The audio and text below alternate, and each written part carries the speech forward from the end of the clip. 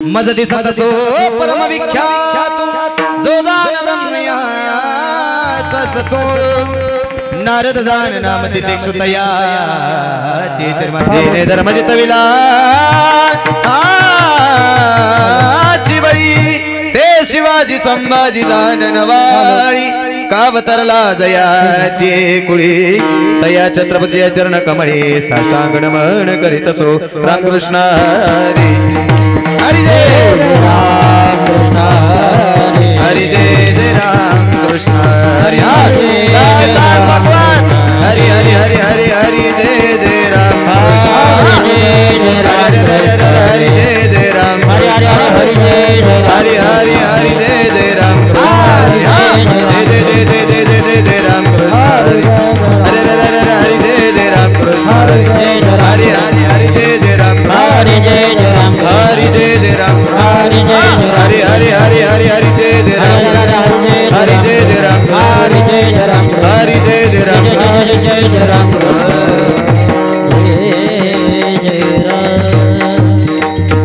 रूपबाता लोचनी रूपबाता लोचनी रूपबाता लोचनी